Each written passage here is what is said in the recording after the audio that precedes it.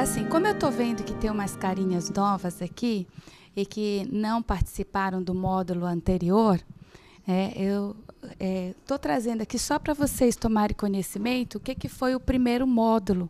Né? O primeiro módulo ele se chamou Serviço de Assistência e Promoção Social Espírita.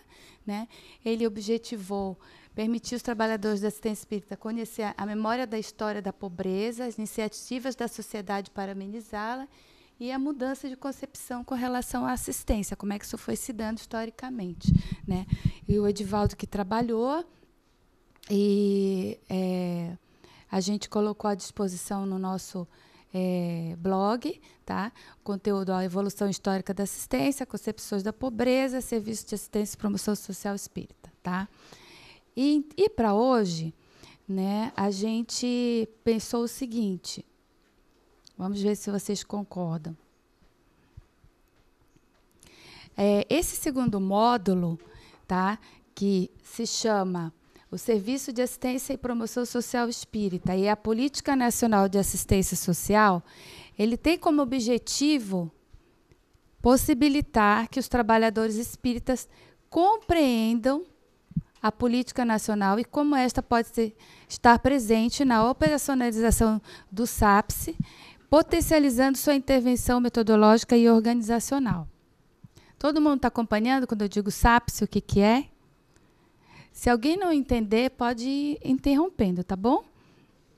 O conteúdo deste módulo de hoje, ele prevê fazer uma visitada na Política Nacional de Assistência e utilizar principalmente este documento aqui, elaborado pela FEB, do Manual do SAPS, tratando principalmente sobre esse aspecto da metodologia da ação do SAPS e a organização do SAPS, e outros capítulos que correspondem a essa discussão. Né? Então, a gente organizou da seguinte maneira o trabalho de hoje, dessa manhã. Primeiro passo, exposição dos participantes quanto ao dever de casa respectivo ao primeiro módulo. Né? Para quem não estava aqui, né, no primeiro módulo, qual foi esse dever de casa? Né? Como a gente está trabalhando com pessoas e que a gente está sempre no sentido de orientá-los a serem multiplicadores desse conteúdo lá nas suas URIs, né, a gente tomou como estratégia sempre deixar alguma tarefazinha para que eles possam nortear e orientar o que eles vão fazer quando voltar para as suas URIs. Né? E aí, com relação ao primeiro módulo, a gente colocou assim, sobre a concepção de pobreza estudada, né, que isso foi bastante esclarecido no primeiro módulo. Qual a concepção preponderante em sua URI? Né? Segundo, sobre as mudanças ocorridas na área de assistência social. Como a sua URI está reagindo às mudanças que a assistência social passou enquanto política pública? E terceiro, considerando o papel da Casa Espírita, que rebatimentos essas mudanças têm trazido à Casa Espírita? Seu trabalho é predominantemente isolado ou busca parceria com outras organizações? Né? Então, essas foram as perguntas, os questionamentos, as problematizações para animar o pessoal a retornar para as suas URIs, envolver as casas das suas URIs e buscar uma estratégia de aproximação com elas para colocar isso em discussão. A forma de fazer isso ficaria sob a criatividade da URI. Se seria seminário, oficina, curso, exposição, e aí a URI é que iria decidir como fazer. Então, a primeira pergunta que a gente faz é, das URIs presentes, quais que fizeram isto? Para a gente poder organizar o nosso tempo de apresentação. A gente tinha previsto em torno de até 15 minutos para cada URI se apresentar. Porque vocês vão vir para cá e vão colocar como foi que aconteceu, né, os resultados disso, para todos nós. Né? Então, inclusive, eu coloquei aqui, ó, os participantes terão até 15 minutos para apresentar e, após a apresentação, fica imediatamente aberta a discussão coletiva, podendo todos participarem, não só eu e o Helder, que estamos aqui como facilitadores. Tá bom? Ver como é que isso fluiu. Então, a gente está pensando em levar este momento até mais tardar 10h30, que é quando o Helder entra com outra exposição da assistência, e 11 horas eu entro trabalhando especificamente essa parte do livrinho do SAPS. tá? Então, vamos ver quais são as URIs que vão expor os seus retornos, para a gente ver, em termos de quantidade, se o nosso tempo. A quarta vai, primeira vai. Quem mais? Vocês. Nona vai. 14ª vai? Nós podemos falar como está sendo para nós, em que momento estamos. Eu acho interessante. Sim, sim, sim. Então, 1, 2, 3, 4. Né? Acho que dá, né? Eu tinha dado 15 minutos, aqui a gente vai até 10h30. Agora, considerando essa programação, eu pergunto para vocês. Eu não tinha previsto intervalo. Né? Se a gente fizer assim, 15 minutos para cada... Podemos levar direto? Né? Porque a gente já começou 9 horas, que tinha que comer, comeu. Né? Se precisar ir no banheiro, tudo bem, não tem problema não. Tá bom? Então, tá. Então, eu já vou deixar o microfone aberto. E quem quer começar? Tem que pegar, porque você já sabe que a gente tem a responsabilidade de passar isso para os nossos amigos depois. Deixa eu só guardar isso aqui.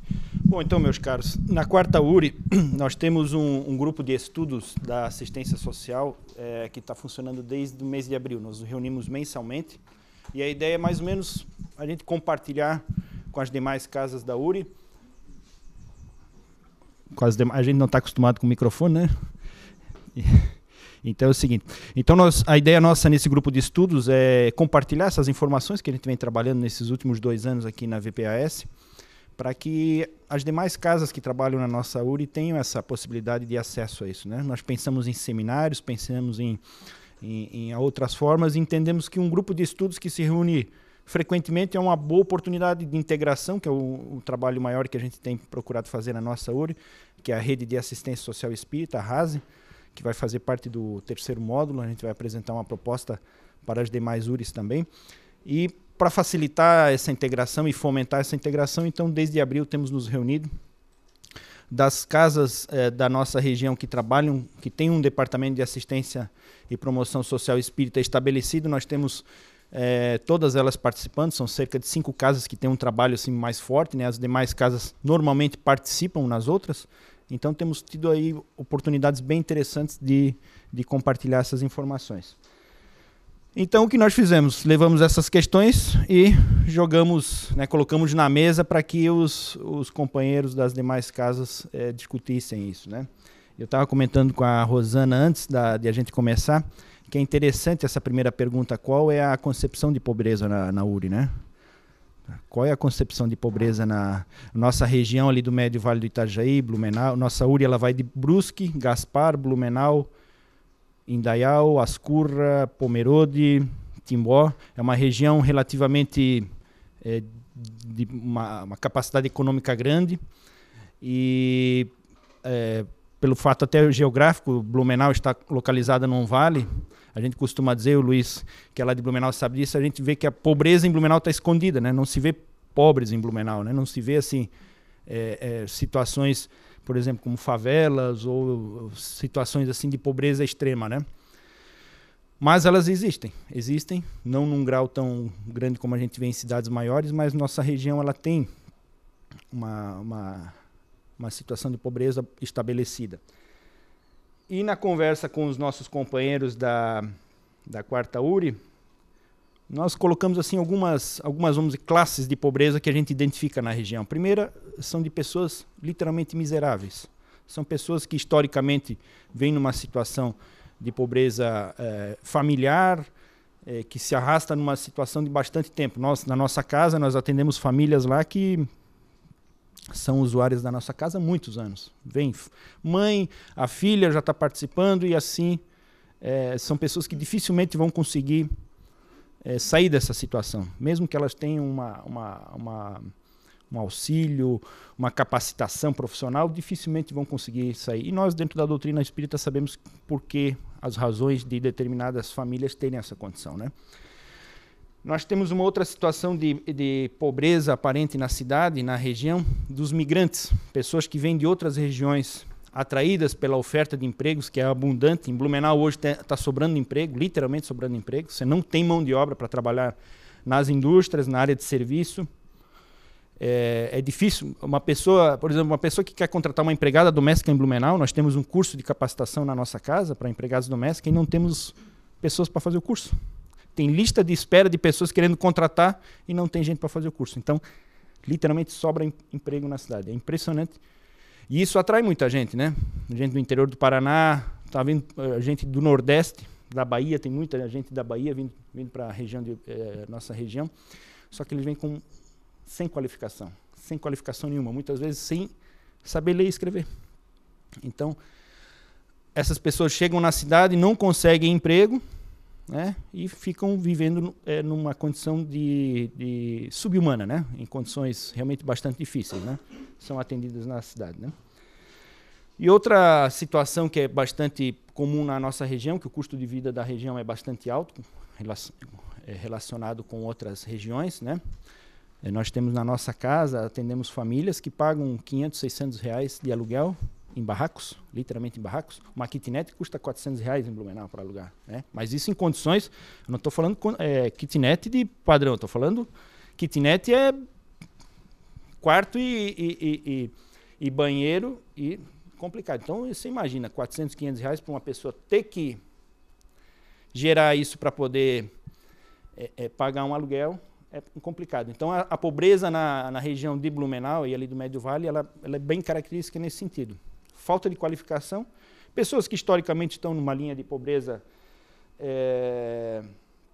já histórica, esses migrantes que vêm de outras regiões, né? E a questão do custo de vida que realmente empurra muito uma camada bem importante da população de classe baixa para essa linha de pobreza. Continuamos com as três? Legal. O segundo item é sobre as mudanças ocorridas na área de assistência social. A pergunta foi: como a quarta URI está reagindo às mudanças que a assistência social passou enquanto política pública? Isso também foi um sentimento geral das 5 casas que participam do nosso grupo, que nesses últimos anos os departamentos de assistência e promoção social espírita das casas, elas têm transformado o seu trabalho muito mais para promoção social do que para assistência social. Na nossa casa, há uns 5 anos atrás, eu peguei umas estatísticas antigas, nós distribuímos por ano cerca de 10 a 12 toneladas de alimento divididos a gente chama lá de ranchos, né, os ranchos mensais ou os benefícios eventuais. No último ano, nós não chegamos a 5 toneladas, chegou 4 toneladas e pouquinho, quase 5 toneladas. Isso demonstra que as pessoas que estão vindo, os usuários que estão vindo às casas, eles têm cada vez menos necessidades materiais, mas estão buscando qualificação profissional, qualificação, alfabetização, por exemplo, nós temos cursos de alfabetização na casa, capacitação profissional de entendimento da doutrina espírita. Muitas pessoas que frequentam nossa casa vêm em busca de conhecer o Evangelho, de conhecer introdução ao Espiritismo que nós fazemos e buscando sua recolocação no mercado. Então, é bem significativo na nossa região, nesses últimos 5 anos principalmente, a diminuição da parte assistencial, material, vamos dizer, né, com alimento, roupas, eventuais auxílios de aluguel ou de medicação, e aumentando muito mais a procura por alguma qualificação. Isso é bastante patente nas casas, né? E as casas têm procurado trabalhar bastante nesse sentido. Qualificação para jovens, instrução e educação para jovens, tem vários trabalhos acontecendo na região e que são bastante importantes. Deixa eu lembrar aqui. Claro, oportunizando aos usuários melhores condições de vida, e principalmente o aprimoramento via educação formal e a educação espiritual. Isso é uma realidade bastante interessante na região e as casas têm procurado se adequar nesse sentido, né? E o terceiro item, considerando o papel da casa espírita, que rebatimentos estas mudanças têm trazido à casa espírita? Seu trabalho é predominantemente isolado ou busca parceria com outras organizações? Também a gente vê nos últimos anos uma mudança nesse perfil nas casas da nossa região. Até uns anos atrás, vamos dizer aí uns 3, 4 anos atrás, as casas faziam esse trabalho isolado, cada um fazia o seu pequeno trabalho. A nossa casa tem um trabalho com população de rua, com gestantes e com famílias. A outra casa, Encontro Fraterno, tem um trabalho com crianças. O Fé Cristo tinha um trabalho na região lá do Garcia, do bairro Garcia, com capacitação profissional. O Nova Era faz um trabalho de atendimento a asilos e a uma outra organização que trabalha com crianças. E o que vem acontecendo nesses últimos 3 anos, até por um projeto que nós iniciamos lá na região, que chama Rede de Assistência Social Espírita, está iniciando um trabalho de integração bem interessante entre as casas, de modo que casas que não têm ainda um departamento de assistência estabelecido, utilizam já a estrutura das outras casas. Então nós temos trabalhadores do Nova Era trabalhando lá no Cefac, nós temos trabalhadores da Casa Chico Xavier, que é uma casa nova que não tem trabalho de assistência social ainda, os trabalhadores trabalhando conosco, temos trabalhadores nossos trabalhando no Nova Era, temos feito essa integração e o compartilhamento de serviços, que é bastante interessante. É um projeto, inclusive, que aqui na VPAS a gente pretende divulgar e levar para as outras regiões, porque é uma forma bem interessante de a gente integrar os trabalhos das casas. Nós tivemos agora, no início do ano, a criação da Associação Médico Espírita do Vale do Itajaí, e a Quarta URI está fazendo uma parceria com a AME para trazer os profissionais de saúde para trabalharem nas casas espíritas. A nossa casa, o Cefac, nós temos consultório médico, temos consultório odontológico, então trazer os profissionais de saúde para que auxiliem dentro das casas espíritas, e a nossa casa fornece esses serviços para as demais casas da região, então estamos procurando essa integração. Trabalhamos também numa parceria com algumas instituições que trabalham com crianças, uma delas é a Associação Pedagógica Eurípides Barçanufo, que atende 130 crianças na faixa etária de 6 a 14 anos, mais ou menos. Então a URI tem participado de ações junto a essa instituição, junto com a outra instituição que é Puro Amor, também trabalha com crianças nessa faixa etária. Estabelecemos uma parceria com a Central de Penas e Medidas Alternativas do Judiciário, lá de Blumenau. Então recebemos nas casas pessoas que precisam cumprir medidas alternativas, né? As penas alternativas. Isso facilita bastante, porque a gente consegue trazer profissionais, por exemplo, da área da saúde, para trabalhar dentro das casas, né? E estamos contribuindo de alguma forma para a ressocialização aí desse pessoal que incorreu em alguma falha aí na lei humana, né? E estamos agora iniciando um trabalho com a CEMUDES de Blumenau, que é a Secretaria Municipal de Defesa Social, Desenvolvimento Social, para trazer os CRAS, para que a gente comece a participar junto com a rede de CRAS de Blumenau, que até na gestão passada, da prefeitura da gestão passada, era bastante reticente a trabalhar com organizações religiosas, né? Eu falo lá na nossa casa que nós temos uma parceria muito forte com a prefeitura, né? Eles nos fornecem as gestantes, fornecem os moradores de rua, fornecem as famílias e nós fornecemos o serviço, né? A prefeitura ela tem uma parceria muito boa conosco, né? Nos cobra, nos fornece os usuários e nenhum obrigado no final do ano. Mas essa nova gestão desse ano, ela tem aberto as portas nesse sentido, para que a gente realmente faça parte dessa rede, né? Não de maneira formal, porque também não é objetivo nosso, mas que a gente possa interagir bastante. Então temos um trabalho de aproximação principalmente com o CRAS da região do bairro da Velha, onde fica situada a nossa casa, o Fé, Amor e Caridade, num trabalho bem interessante de parceria, mas parceria mesmo, né? Eles nos apoiando, trazendo profissionais e trazendo principalmente o encaminhamento para os usuários, né? Porque o usuário chega na casa, tem alguma dificuldade, às vezes com documentação, com qualquer outra necessidade que a casa não apoia, mas via essa parceria com os CRAS a gente está conseguindo fazer um encaminhamento e dando aí uma solução bem interessante para o pessoal. Então é mais ou menos isso que a gente tinha para apresentar da Quarta URI, meus caros amigos. Muito obrigada. A gente já coloca logo à disposição se vocês gostariam de fazer alguma intervenção com relação à fala do Michel, né? Bom, eu vou perguntar, então. Fala um pouquinho para nós, Michel, como é que se deu essa mobilização lá das casas das URIs, como é que foi a receptividade delas para discutir esse tipo de assunto, né? Como é que foi a reação deles, assim? Detalhe um pouquinho para a gente isso, o como. Na verdade, no início do ano, o Silvio, que é o presidente da nossa quarta URI, né, nós fizemos uma reunião com todas as casas e estabelecemos algumas diretrizes para acompanhar o plano plurianual da FEB, né, que foi editado no início do ano, e lá existia um dos trabalhos que ficou a cargo do nosso Departamento de Assistência e Promoção Social Espírita da quarta URI, trabalhar a questão da unificação.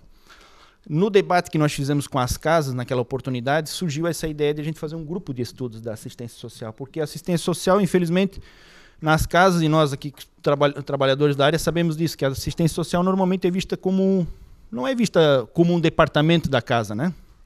O pessoal fala do mediúnico, fala do doutrinário, fala do DIG, e o pessoal da assistência social. É ou não é?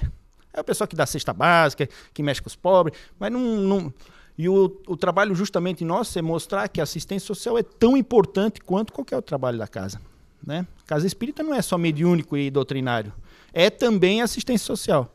Porque nem todo trabalhador que vem para casa pode trabalhar no mediúnico, nem todo trabalhador pode vir cuidar de evangelização de crianças ou trabalhar com educação de crianças, né? Então a assistência social é uma grande oportunidade de trabalho para todos, né? Para qualquer pessoa que chegue na casa. Isso não quer dizer que ele não precisa ter qualificação. Ele precisa ter qualificação. Então nós incentivamos a criação desse grupo de estudos justamente para fazer o que estamos fazendo hoje. E as reuniões nossas são dessa forma aqui. A gente trabalhamos com o ex-manual do SAPSE, né? Usamos ele como diretriz, utilizamos aí material que está disponível no blog nosso, né? Tem uns vídeos do Mário Barbosa ali, se eu não me engano é de 1988, aquele vídeo, Helder. Numa das reuniões nossas, a gente passou aquele vídeo e o pessoal, puxa, olha só que coisa, que nova visão. Eu falei, vocês sabem de quando é que é isso aqui? É 88, meus caros. 25 anos atrás, não é de hoje. Então, olha só como a dificuldade que o nosso trabalhador tem de entender a assistência social, né? A gente acha que a assistência é lá, eu digo assim, na nossa realidade lá no Cefac, eu vou lá sábado de manhã trabalhar lá, vou lá trabalhar. Quando chega um trabalhador novo, eu normalmente faço uma pequena entrevista com ele e a primeira pergunta é, qual é o teu objetivo aqui? Eu vim ajudar os pobres. É a resposta mais comum. Eu digo, tu não vai ajudar ninguém, meu cara. Tu vai ser muito mais ajudado do que você imagina que você possa ajudar alguém, né? Mas isso é porque é falta de entendimento. E é responsabilidade nossa, enquanto dirigente, fazer com que o trabalhador entenda que a assistência é tão importante quanto qualquer outro trabalho, né? O pessoal precisa conhecer, precisa saber qual é a base que o Espiritismo nos dá para poder fazer assistência social. E no primeiro capítulo do Manual do SAPS, ali nós temos um material fartíssimo e muito bom. E um outro livro que o Helder é um dos autores, tu tens ele aí, Helder? Que eu recomendo para vocês. Esse é livro de cabeceira para trabalhador de assistência social. Esse livro aqui é fantástico, pessoal. E o nosso companheiro... Mas então eu vou fazer uma propaganda, depois a comissão tu manda junto aí. Fantástico esse livro aqui, pessoal. Esse aqui é o próximo livro que a gente vai estudar no nosso grupo. Todos leiam isso aqui, vale a pena. Olha, é excelente esse livro aqui. Vai nos dar uma base muito importante para a gente poder conversar com nossos trabalhadores, para que eles entendam o porquê de fazer assistência social, por que trabalhar desse jeito. E aí, voltando à pergunta da... Conviver para amar e servir. Fantástico, fantástico. Ainda não chegou. Não chegou ainda? Não. Mas fantástico. E não esqueçam de pegar o autógrafo do autor depois, né? Então, respondendo à questão da Rosana, a ideia lá na quarta URI foi criar um grupo de estudos para disseminar essas informações. A aceitação no começo foi meio assim. Na primeira reunião, acho que nós tivemos 5 ou 6 participantes. Hoje estamos com uns 12, 14. O pessoal ainda não captou ainda, mas é trabalho de insistência, né? Temos que insistir. Vocês imaginam como Kardec e essa turma aí tem uma gravura atrás aí, como é que foi naquela época, né? Se eles não tivessem insistido, nós não estaríamos hoje aqui. Então a gente tem que insistir mesmo, né? É bem... O pessoal ainda é um pouco reticente, mas a gente tem que insistir, não tem jeito não. Trabalho de formiguinha mesmo, né? Muito obrigada. Muito obrigada. Parabéns à Quarta URI, viu, pelo trabalho desenvolvido.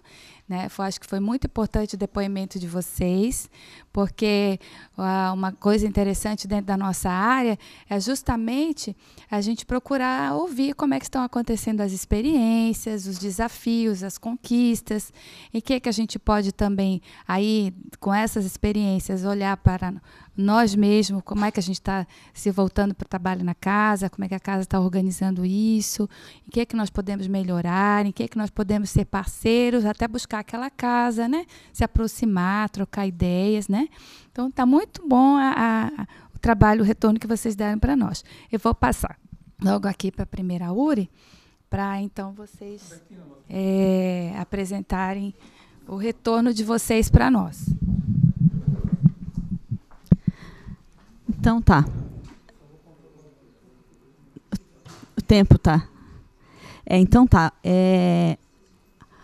A equipe da primeira URI está aqui presente, o Sérgio, a Regina, a Daniela e eu. Acho que não tem mais ninguém, né? Não. Então, o trabalho que a gente está fazendo na primeira URI ainda está bem no começo, algumas questões, até para poder as pessoas terem o hábito de participar.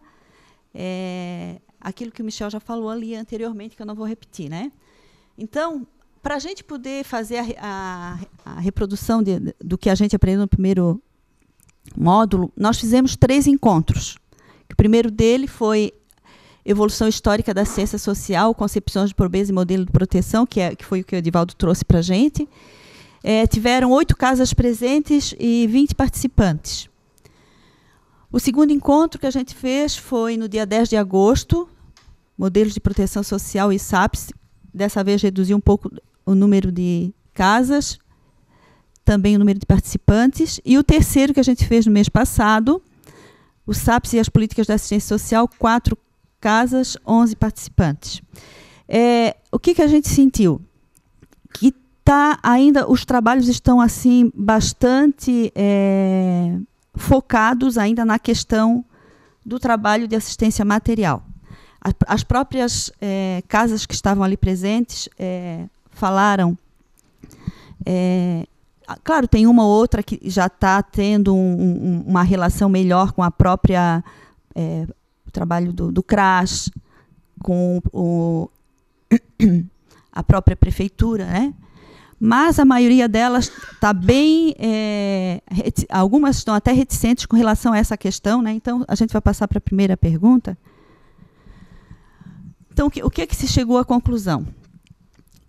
Que é a concepção da pobreza material ainda, o que muito está na cabeça das pessoas, né, dos próprios trabalhadores.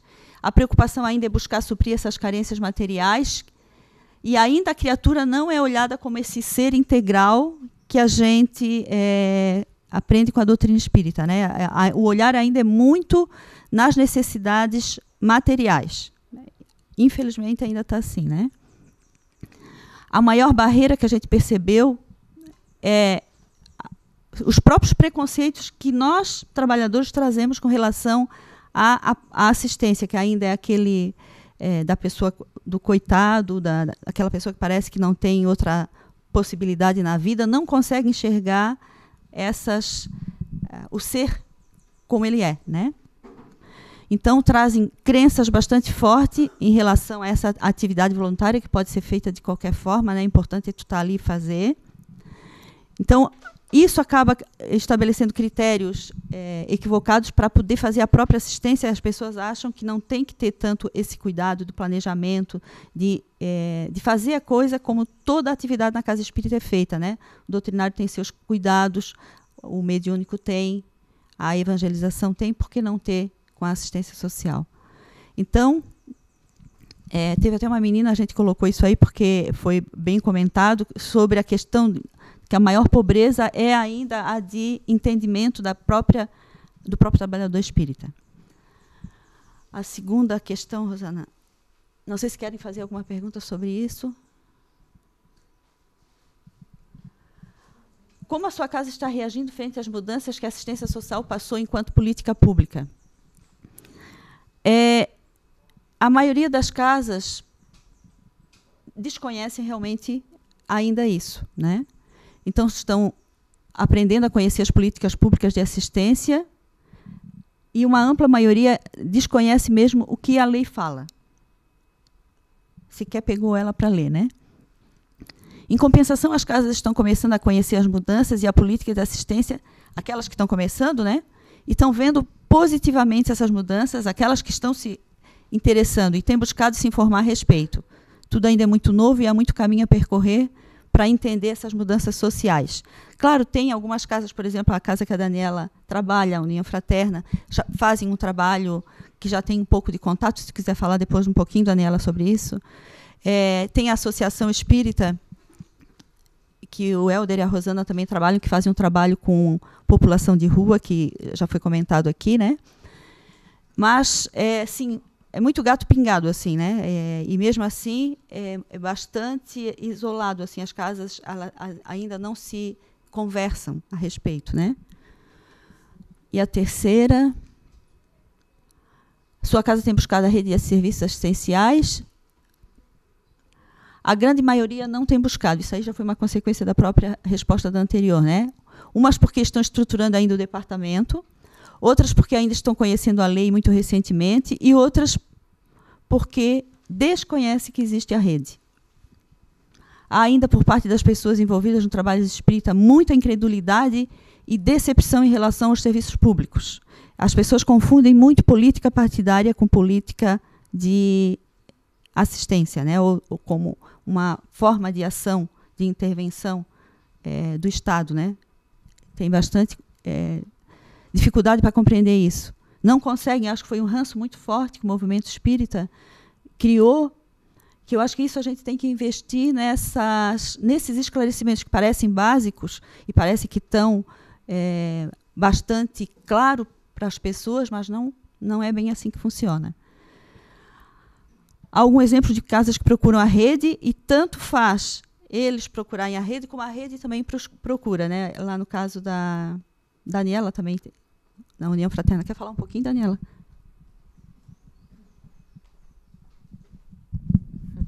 Então, a gente está caminhando também, né?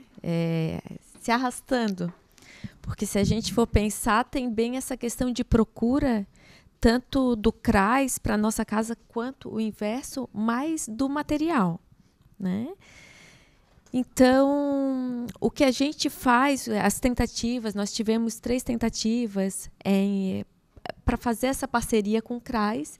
Isso houve. Hoje, depois de alguns fracassos, como sempre tem, né?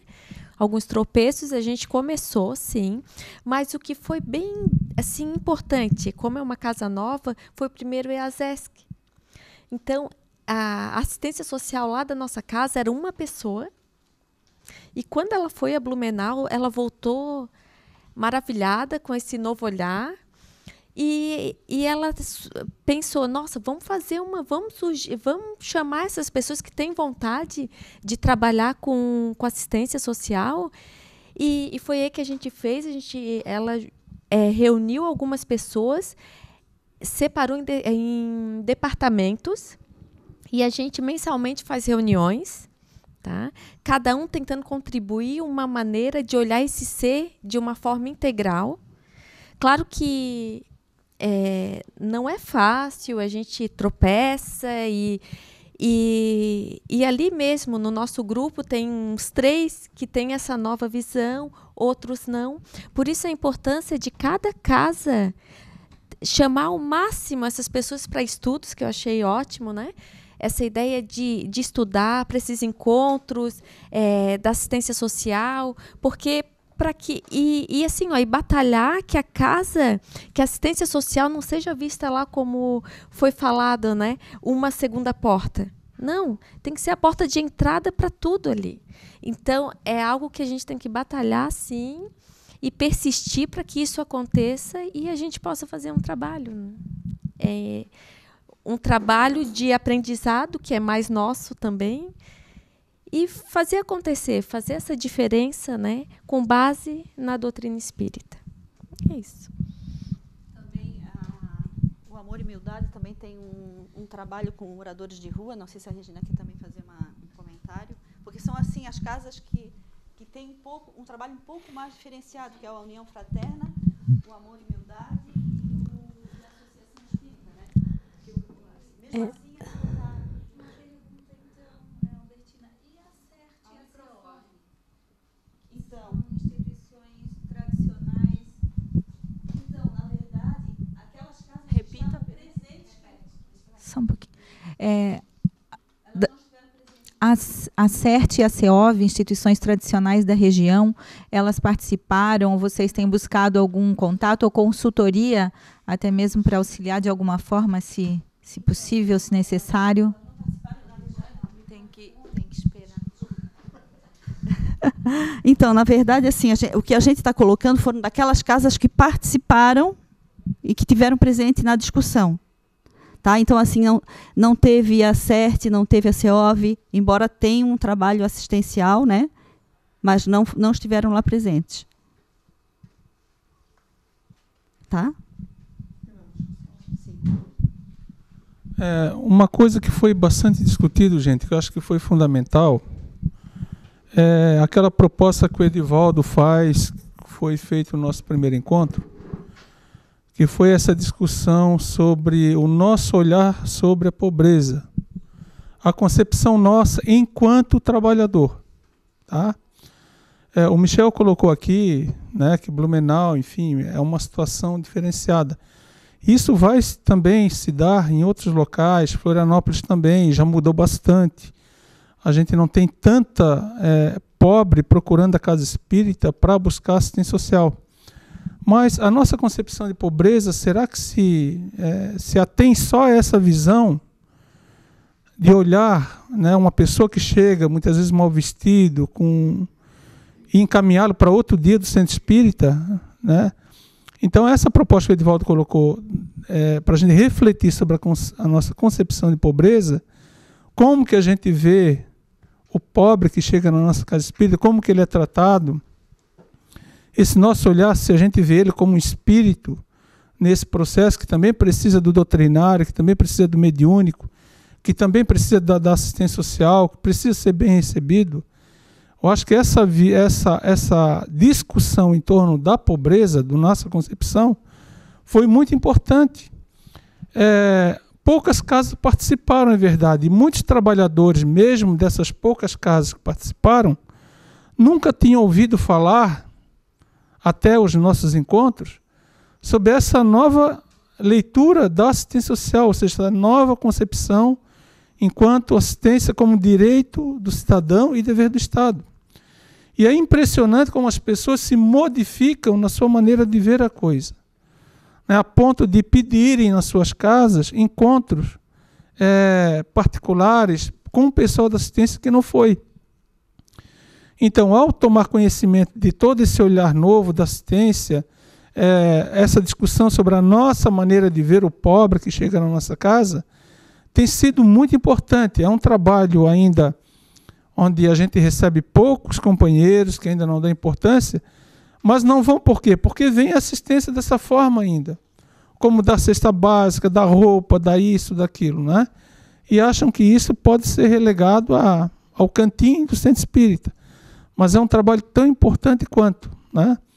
Então, essa discussão da pobreza é importante que a gente faça na nossa casa, né? Porque geralmente a gente tem um dia especial para o pobre lá na nossa casa. Às vezes chega um morador, a gente não convida para vir numa palestra, para vir tomar um passe, para se integrar a um grupo de estudo. A gente manda vir no dia da assistência social, lá naquele trabalho lá, para receber uma cesta básica e tal. E a pessoa volta para casa e o espiritismo não é apresentado para essa pessoa, né? Não é oportunizado a ele a porta de entrada pela qual nós mesmos entramos um dia, com as nossas inúmeras necessidades, né? Então essa discussão eu acho que foi muito importante ter acontecido e tem contribuído bastante para que as pessoas se modifiquem na compreensão e modificar o seu olhar sobre a assistência. Muito obrigada, pessoal da primeira URI, também está de parabéns. Eu penso que a discussão que o Sérgio relembra aqui e traz para nós, eu acho que tem uma grande importância realmente, porque o Edivaldo, no módulo anterior, bateu muito realmente nessa tecla, no sentido da gente ir para além dessa percepção de que caridade, que assistência social, ela cumpre o papel só mesmo de atender a necessidade material. Não é. A gente, no âmbito do espiritismo, aprende que a gente trabalha sempre com a questão da educação do homem integral, né? Então, não dá para nós mesmos recairmos nesse equívoco de, nas doutrinárias de nossos grupos de estudos, discutirmos a questão do homem integral e lá na hora de metermos a mão na massa, né, fazemos bem diferente, né? Como que a gente pudesse cortar aquela pessoa em pedaços, né? Não, a parte dela nos compete, parte dela não nos compete, né? Então, seria um grande equívoco, realmente, a gente pensar que a assistência social não perpassa o todo desse indivíduo que nos procura e, consequentemente, é responsabilidade de toda a casa, né? Que esse é um aspecto que a gente vai falar mais tarde aqui na nossa exposição. Solange, você me permite passar logo para outra URI que tem um relato para fazer do trabalho? Daí eu passo para você para ver se a gente não ultrapassa tanto tempo, tá? Quem foi de vocês que ia falar agora? Então, Pode ser aqui ou vou lá? Então, aqui. Meus papeizinhos, minha colinha. Oi? Não, só um comentário. Posso tirar? Pode. Bom dia a todos. Bom, nós, depois do nosso último encontro aqui em Florianópolis, a gente levou para a nossa presidente da nona URI a proposta, né, que era discutir com as outras casas a respeito dessas três perguntas, e eu pedi um tempinho para a gente conversar. Na verdade, eu percebi assim, ainda existe uma resistência muito grande em relação do trabalho da assistência social, né? Tanto que, para a gente marcar esse encontro, nós demoramos muito tempo. Não tinha tempo para tanta coisa, e para o trabalho da assistência não tinha tempo. A gente conseguiu fazer a reunião, que eu considero uma reunião. Eu queria fazer um seminário, a ideia de, no mínimo, 3 horas, e a gente não conseguiu. Tivemos que reduzir para 1h15. Depois da reunião da URI, então primeiro fizemos a reunião da URI com todas as casas, aí a gente pediu para que as pessoas ficassem para a gente poder falar. Das 15 casas, ficaram apenas 5.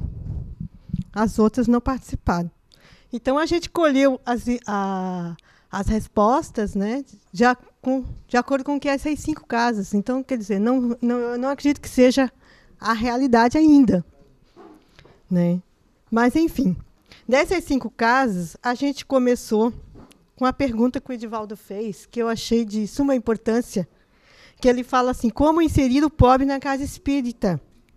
E eu percebi que quando a gente fez essa pergunta, como inserir o pobre na casa espírita, que foi esse o termo que o Edivaldo usou, e eu quis deixar exatamente dessa forma, as pessoas se assustaram. Teve pessoas que até sugeriram que a gente não deveria ter usado a palavra pobre, porque não existe pobre no movimento espírita. Né? Não tem pobre no movimento espírita. O movimento espírita é formado de uma classe já mais esclarecida, média. Então, por que estou me preocupando de inserir o pobre? Se o pobre é uma pessoa que muitas vezes sem instrução, não tem ainda o conhecimento doutrinário. Então, assim, para quê, né, que eu vou me preocupar com isso? Já fiquei meio decepcionada logo de início. Aí eu tentei, então, pegar todo aquele histórico. Aí eu consegui baixar do blog aquele vídeo aonde não foi tu mesmo. Tu mesmo fez tem um videozinho ali que aparece os 3 e eu cortei, eu editei ele, né, e consegui passar. E aí fala-se da proposta do encontro e tudo, então daí clareou um pouquinho. Daí conseguimos chegar lá, aonde eu queria, né? Aí, em seguida, a gente entrou, então, na concepção da pobreza. E eu percebi, tá, que, na verdade, assim, as pessoas ainda confundem a pobreza com a questão material, bastante. Só que já está se abrindo uma ideia de que pobre não é só o material, pobre também. Somos pobres de espírito, pobre de conhecimento, pobre, né, das questões morais, tem tudo isso. Só que nós ainda não sabemos lidar com essas questões. Então, é mais fácil para mim escolher o pobre das questões materiais, porque eu não quero me incomodar, na verdade. Não que ele não exista, ele existe, mas eu ignoro ele e faço de conta que ele não existe, porque eu vou querer me incomodar para quê? Né? Eu vou criar um grupo, que nem nós conversávamos. Hoje a questão da droga está muito forte. E por exemplo, na nossa casa, a gente está tentando, já faz alguns meses, a gente está em estudo, com o grupo do amor exigente, para criar um grupo de amor exigente. Porque a gente percebe que na redondeza existe um grupo muito grande de usuários e os seus pais estão desesperados. Então, a gente entrou em contato com o amor exigente, estamos participando das reuniões e tudo. E quando eu comentei esse fato, algumas pessoas, mas esse não é o caráter de uma casa espírita. Né? Para que de uma casa espírita? Casa espírita é para cuidar do espírito. O que ela tem a ver com isso? Né? Então, o pensamento ainda é este, infelizmente, né? De que a casa espírita não tem que se preocupar com essas questões. Ainda é. Então, assim, a gente mudar essa concepção de pobreza é difícil, né? Mudar. Porque nós aqui é fácil a gente ter essa ideia muito clara na nossa cabeça. Mas fazer com que as nossas casas, os representantes das nossas casas, tenham essa concepção é outra história. É outra coisa. Então, é um trabalho de formiguinha mesmo, uma sementinha que vai sendo plantada, né, para que a gente consiga colher resultados, eu penso, no futuro. Né, daqui a algum tempo também. Então, assim, as casas ainda resistem muito à questão da campanha do quilo, da entrega da cesta básica. A maioria, quando a gente falava do trabalho de assistência, se referia a esse tipo de trabalho. Né? Muito pouco se fala em outras atividades. Então, na nossa URI, nós somos a única casa, nós temos a Casa da Fraternidade, é a única casa que desenvolve um trabalho educacional. E nós somos criticados por isso, por outras casas. A gente percebeu também, porque essa questão do que vocês estão se preocupando, né? Isso é papel do governo, isso é papel da sociedade, não é do centro espírita. Também existem essas questões, né? Algumas resistências. Mas, ao mesmo tempo, a gente está quebrando, está conseguindo quebrar, né, esses problemas. Aí. O resultado dessa quebra, a gente conseguiu, enfrentando, a gente resolveu fazer um almoço com todas as casas. Organizamos um almoço uma vez por mês, primeiro domingo de cada mês. Convidamos todas as casas, todos os trabalhadores das casas para ir lá conhecer o trabalho. Aí a gente leva um palestrante que vai falar de doutrina espírita, né, que vai tentar levar para aquelas famílias e para as crianças alguma coisa relacionada ao movimento espírita, para que eles também tenham essa oportunidade. Então, se a gente não consegue fazer com que o pobre vá inserir dentro da casa espírita, então vamos tentar levar a doutrina espírita até eles. E isso fez com que as outras casas se despertassem. Né? O movimento das outras casas começassem a pensar diferente e vão até lá. Como é que faz? Deixa eu fazer também. Né? Então, isso é bom. Também. A segunda pergunta é sobre as mudanças frente às políticas públicas. Também muito pouco se conhece de política pública. E a palavra política pública assusta. Porque se pensa que política pública é só para conseguir dinheiro. Né? Só para conseguir dinheiro. Nossa casa, por exemplo, tem convênios com o Ministério da Cultura, tem convênio com a Prefeitura, tem convênio com pontos de cultura, rede de pontos de cultura, e tudo isso. Então, quando a gente fala isso, a gente não está dizendo do convênio só financeiro. A gente tem parceria também de trabalho. E as pessoas perguntam, como é que faz para conseguir dinheiro do Ministério da Cultura? Só o dinheiro. Né? Não é o dinheiro, é o trabalho que se faz. Por trás do dinheiro tem todo um trabalho. Né? E aí entra a questão voluntariado, porque o voluntário acha que quando a casa tem essas parcerias, ele não precisa mais de voluntário. Também foi outra reclamação. Para que eu vou ser voluntário se você já ganhou dinheiro para fazer? então vocês vão pagar para fazer. Começa então tem esse conflito, tem esse medo também, né? Mas se conhece muito pouco da política pública. O que é política pública, né? Do que isso envolve?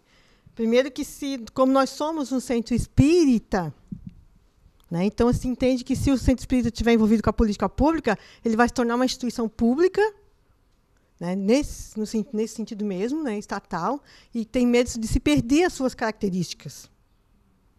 Esse é um problema que a gente percebeu, né? O terceiro, o trabalho é isolado ou ele se organiza com a rede pública, né? Algumas são isoladas porque preferem ser isolados, preferem ficar isoladas, não querem aderir a outras casas que também faziam o tipo de trabalho, né? Por opção mesmo. E algumas se organizam, sim, né? A gente tem exemplos lá na nossa região de entidades que fazem trabalho com o Instituto Federal, né?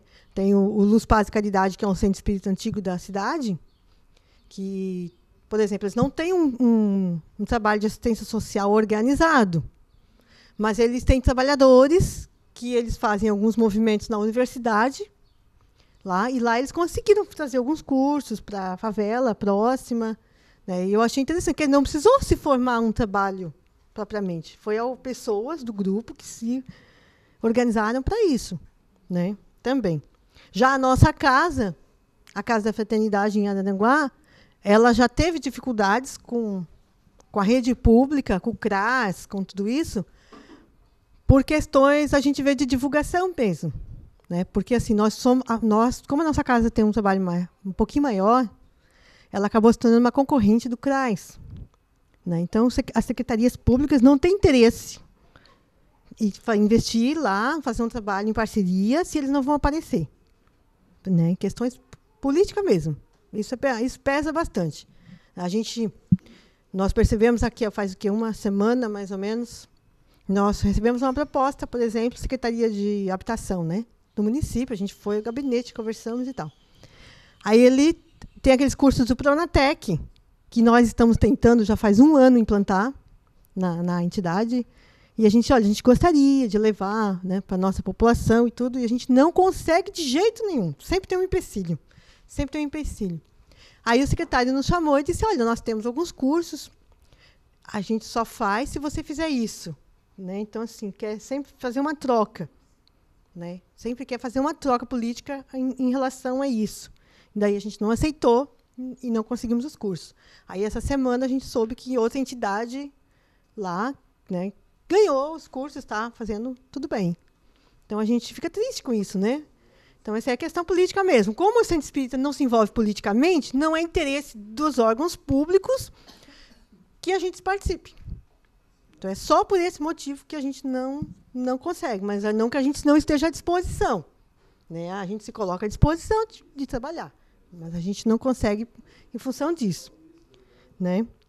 E uma questão que foi conversada com todos é que somos um centro espírita. E se somos um centro espírita, nós somos um trabalho educacional e um trabalho espiritual. E esses dois lados têm que andar sempre unidos, né? É uma questão que a gente está trabalhando muito nessa questão. Temos que sempre andar com o lado educacional e o lado espiritual unido. E também, que a gente reiniciou este ano, e que está dando certo, é a campanha da Alta de Souza, né? Que a gente está unindo, quase todas as casas de Araranguá estão participando. De Criciúma ainda não foi ninguém, ainda não conseguiu participar, né? Então, a gente fez uma capacitação com os trabalhadores, mostramos os vídeos da Alta de Souza, falamos do que é a campanha. E daí, se candidataram pessoas de outras casas e estão fazendo essa campanha, que fortalece o trabalho, né, da casa e das outras casas também. Aí divulga os trabalhos que a casa faz e também desenvolve o trabalho assistencial. As duas coisas juntas, né? Acho que é isso. Tá, a campanha Alta de Souza. Tá, a campanha Alta de Souza é uma campanha que foi fundada pela Federação Espírita de São Paulo em 1950. Então, e depois ela se estendeu para o resto do Brasil. O Brasil inteiro, ela faz a campanha Alta de Souza. É uma campanha que ela tem 3 aspectos. Ela arrecada alimentos, aquela famosa campanha do quilo, que sai de casa em casa arrecadando alimentos. Ela também divulga a doutrina espírita, de porta em porta, e ela também faz um trabalho de assistência direta ao necessitado. Então, se organiza grupos, né, num dia específico. No nosso caso, é primeiro domingo de cada mês, a gente faz. Se organiza um grupo. Aquele grupo sai de duplas em duplas, de porta em porta, levando uma mensagem espírita e pedindo 1 quilo de alimento. É uma campanha muito simples de ser feita, né? E essa campanha se estendeu para o Brasil inteiro, está se estendendo internacionalmente, né? Até nos Estados Unidos já estão fazendo essa campanha, né? E é uma campanha apoiada pela Federação Espírita Brasileira para divulgação do movimento espírita e do trabalho assistencial, né? A diferença é que ele é... É isso. É interessante porque a campanha Alta de Souza é um trabalho organizado, ele tem uma forma de ser feita. Existe a Concafras, que é um encontro de confraternização dos trabalhadores, né, da Alta de Souza, que acontece também, sempre numa região do país, ali, para que existe uma certa uniformidade de trabalho nas casas espíritas também. Também? Valeu, Kátia. Você quer falar? Não, rapidinho. Aqui acho que a fala da Kátia trouxe algumas coisas que precisariam a gente conversar. Eu não vou entrar no momento agora, acho que tem questões que envolvem, inclusive, o Conselho Estadual, a Solange está aí, tem questões políticas, política partidária, política pública, acho que tem que conversar sobre isso. Questão das campanhas, a gente tem que pensar com cuidado. Então, eu não vou entrar nessa discussão agora para a gente privilegiar a escuta das URIs, mas são pontos muito importantes para a gente conversar, tá? Precisam ser tratados, sim.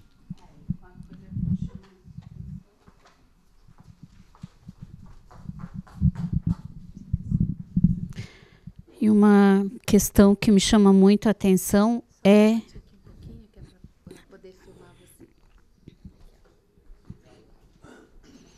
Tá bom? Tá. É como tu definir assistência social, né? Então, eu acho que isso... entidades de assistência social, né? E qual é... Então, o professor, talvez, em outro momento, a gente possa estar abrindo mais essas questões, né? Isso está sendo bem preocupante na fala de vocês.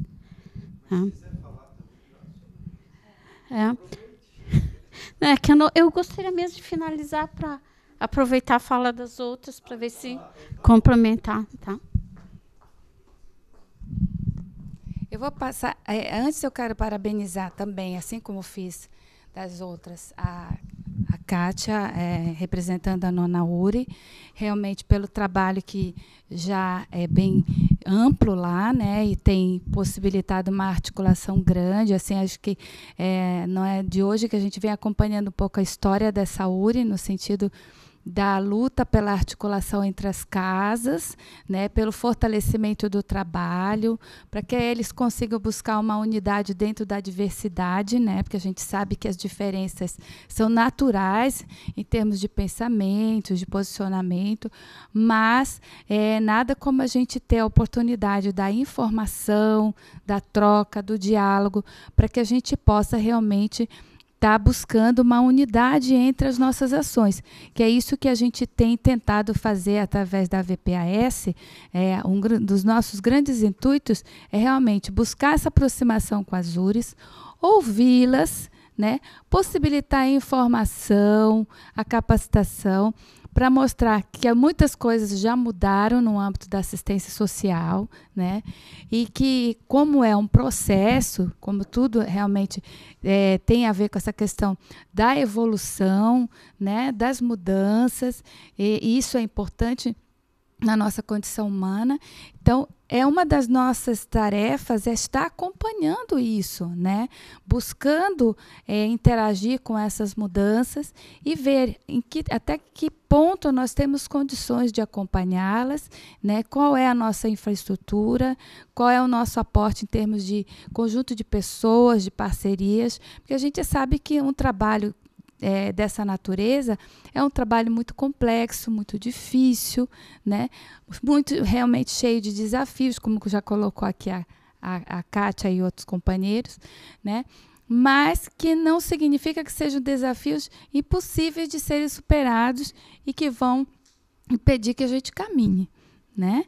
Então, realmente, a Kátia trouxe, e outras falas já trouxeram, preocupações importantes, que eu já tinha até, inclusive, quando estava preparando aqui para hoje, eu falei para o Helder, eu acho que a gente vai precisar de um espaçozinho para esclarecimentos a respeito dessa questão da aproximação com o poder público, a natureza da organização. E nós tivemos a felicidade, não foi nem planejado, da Solange estar aqui com a gente, lá do Conselho, né? Então, a Solange, além de representar a SIC, ela está hoje como presidente do Conselho Estadual de Assistência Social e como vice-presidente do Conselho Municipal de Assistência Social. Então, ela pode também, eu cochichei com ela logo no início, né? Que, na medida do possível, ela pudesse nos ajudar respondendo algumas preocupações das próprias casas, né? Dessa aproximação justamente com o cadastramento nos conselhos, com a organização do trabalho da assistência com um outro patamar de acordo com os critérios da política pública. Então, a gente vai poder, sim, abrir esse espaço para ela falar, e ela disse que sim, poderia contribuir com a gente, certo?